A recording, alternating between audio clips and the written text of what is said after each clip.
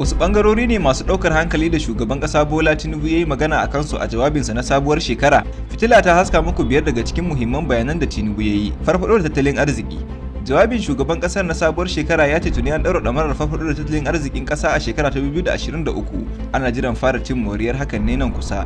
Inganta wutar lantarki. An ruwaito cewa halartar Tinubu taron COP28 ya bude kofar sake karfafa maganar inganta wutar lantarki a Najeriya. Harkar fetur da matatun mai.